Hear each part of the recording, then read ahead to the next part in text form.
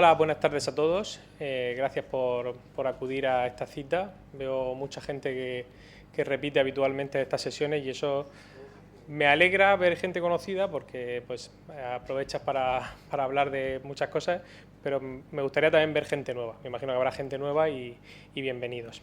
Bueno, yo soy Pedro Flores, soy cardiólogo, actualmente trabajo en el Hospital Los Arcos del Mar Menor. He estado trabajando con Sergio en esto del proyecto CarPrimur en el área 1 hasta principios de este año, que me marché a Los Arcos, y cuando planteamos esta charla la idea era intentar recoger datos sobre tolerancia y adherencia en la región de Murcia, hacer como un pequeño estudio observacional, pero bueno, desgraciadamente no, pues bueno, vamos muy liados y como todo, y al final no hemos podido hacerlo, así que voy a hacer he revisado un poquito la bibliografía y algunas cosas de opinión personal y es lo que os voy a contar, ¿vale? No sabemos cómo está en la región de Murcia. Podemos hacer aquí a mano alzada, si queréis, cómo creéis que es la adherencia al tratamiento hipolipemiante en vuestros pacientes. Me imagino que si hago esa pregunta, vaya a pensar en la adherencia en general. Podemos levantar la mano quien crea que la adherencia al tratamiento hipolipemiante es buena. ¿Quién cree que es buena? ¿Y quién cree que es mala? Bueno, gana el malo, bien visto desde aquí.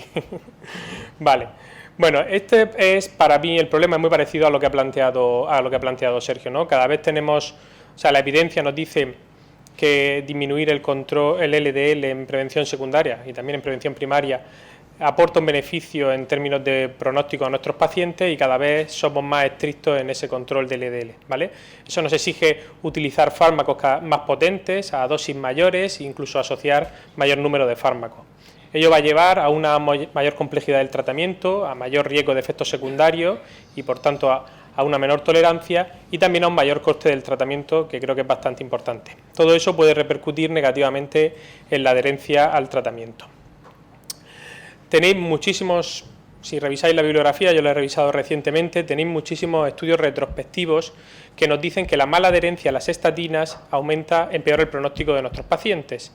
Por ponernos un ejemplo, el primero que tenéis ahí, un estudio retrospectivo de la base, creo que de los veteranos americanos, 347.000 pacientes con enfermedad cardiovascular, y demuestra que aquellos que tenían el MPR es el porcentaje de posesión, o sea, como un índice de adherencia, o sea, los que tenían mala adherencia frente a los que tenían buena adherencia, tenían un riesgo relativo un 30% superior de tener eventos de mortalidad total. Y esto pues se cumple pues, con diferentes escenarios, pacientes posinfartados, pacientes con y sin enfermedad cardíaca, pacientes ancianos supervivientes de un infarto. Siempre se ve como la mala adherencia a las estatinas frente a los pacientes con buena adherencia aumenta la mortalidad por todas las causas.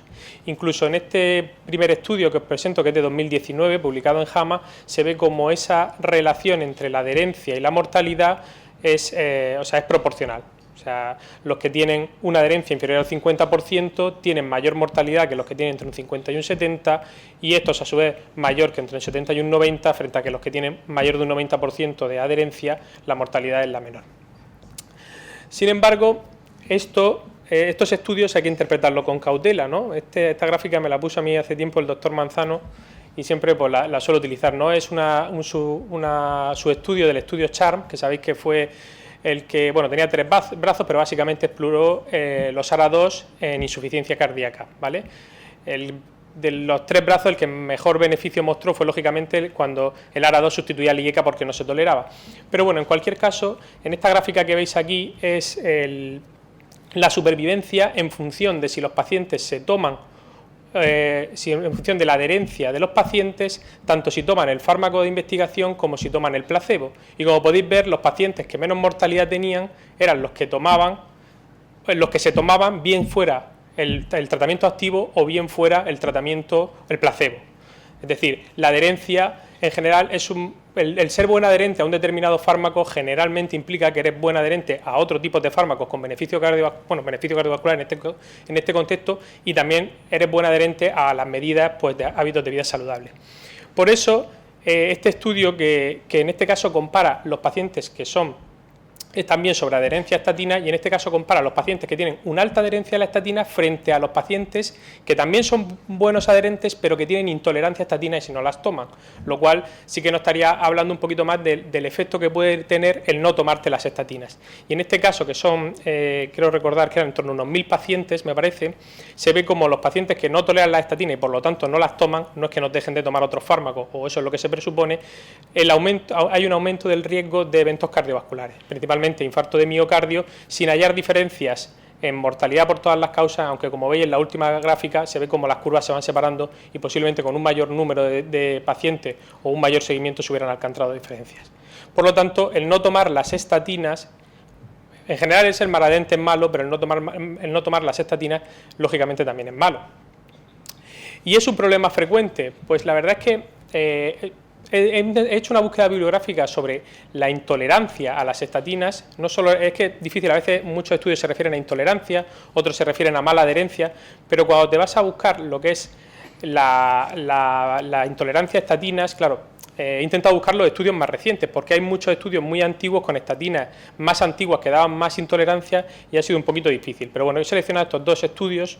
Uno es un estudio llevado a cabo en Reino Unido entre 2008 y 2013 y lo que evaluaban eran al mes del síndrome coronario agudo, pacientes dados de alta con estatinas a dosis altas, que es más o menos el manejo que hacemos ahora, cuántos continuaban con el tratamiento instaurado al alta. Y era solamente al mes. Y al mes 156 de 1000, es decir, aproximadamente un 16%, ya no estaban tomando la dosis de estatina que se prescribió al alta. En 24 pacientes la habían dejado, 44 habían reducido la dosis, 26 habían cambiado a otro tipo de estatina y 62 cumplían criterios de falta de adherencia. O sea que nuestros pacientes que prescribimos estatina a dosis alta pues tienen problemas para mantener ese tratamiento, bien porque tienen efectos secundarios o bien porque la mala adherencia que es intrínseca en algunos pacientes pues se manifiesta dejando de tomar este tratamiento. El Euraspire, que sabéis que es una encuesta que se hace en Europa sobre la prevención cardiovascular, en este caso, este es un subestudio en pacientes con eventos agudos y evalúan el tratamiento al alta y el tratamiento a los 6 meses. En España eran, creo que, no sé si eran 2 o 3 centros los que se incluyeron y son centros centros de alto nivel, que son centros de generalmente hospitales terciarios que representan pues, bueno, un poco la excelencia en el manejo. Y fijaros que al alta un 3,7%, tenían un 90%, donde pone dosis baja es dosis alta, se está equivocado, ¿vale? Un 90% tenían estatina a dosis altas, en los datos que ha mostrado el doctor Manzano era un 96% parecido, y a los 6 meses bajaba hasta un 80%. Según esto, nosotros, o por lo menos en los hospitales analizados, sí que se mantenía más tiempo el tratamiento a dosis altas. Pero fijaros que hasta el doble de pacientes dejaban de tomar estatinas posiblemente por efectos secundarios, que es la causa frecuente de abandono del tratamiento con estatinas. ¿Y cuál es la causa de que los pacientes no se tomen estoy hablando de estatinas como tratamiento hipolipemiante porque representa el 95% del tratamiento farmacológico del control del LDL en los pacientes que han sufrido un infarto. ¿Y cuál es la causa de que los pacientes no toleren las estatinas? Pues esto es una encuesta llevada a cabo en Estados Unidos sobre pacientes que tomaban crónicamente estatinas o comenzaban a tomarlas, y cuál era la causa de o cambiar a otro tipo de estatina o suspender la estatina. Y como podéis ver, las razones para cambiar la estatina en pacientes que estaban tomando activamente estatinas, la principal causa era el coste, seguido de los efectos secundarios, mientras que en pacientes que iniciaban estatinas, la principal causa para cambiar a otra estatina eran los efectos secundarios, mientras que en pacientes que la razón para detener el tratamiento, en pacientes que acababan a empezar a tomar el tratamiento, la principal causa sin duda eran los efectos secundarios. Y entonces, ¿qué ocurre? Pues los efectos secundarios de las estatinas. ¿Cuáles son los efectos secundarios? Bueno, si te pones a leer los estudios randomizados que se han hecho en prevención secundaria con estatinas, que todos han demostrado lógicamente beneficio cardiovascular, en los análisis que se hacen, la tasa de eventos secundarios era muy parecida entre el tratamiento activo y el grupo control, o ligeramente superior en el grupo del tratamiento activo. Sin embargo, cuando te pones a observar registros o estudios observacionales, ves que los efectos secundarios o la tasa de discontinuación es mucho más elevada en esos estudios que en los estudios randomizados. ¿Y eso por qué puede ser? Pues hombre, una de las causas es que los pacientes que se incluyen en los estudios randomizados no son los pacientes de la práctica clínica, son pacientes posiblemente mucho peores, con mayores características que le hacen tener más efectos adversos, ¿vale? Pero además también está descrito entre las estatinas lo que es el efecto nocebo, es decir, es como el efecto placebo, que es pensar que te va a ocurrir algo bueno por tomar un determinado tratamiento, aunque no tenga ese beneficio, pues al contrario, pensar que por tomar un determinado tratamiento que tiene mala fama, te va a ocurrir algo malo. Pues está descrito entre las estatinas, dado sobre todo más en países anglosajones que posiblemente en España, porque yo creo que el nivel de información que recibe la gente, o eso es lo que yo creo, es mayor, la gente cree que va a tener efectos secundarios y digamos que entre la población general las estatinas, incluso también entre algunos médicos, tienen mala fama. Esto hizo que la Sociedad Europea de Cardiología publicara un documento sobre los efectos adversos de las estatinas, enfrentando lo que es la percepción que podíamos tener frente a la realidad, la evidencia, ¿vale? Y tanto en lo que es la incidencia de cataratas, el aumento del ictus hemorrágico o los efectos sobre el neurocognitivo, no hacen su revisión y concluyen que no se puede decir que las estatinas causen esos problemas, ¿vale?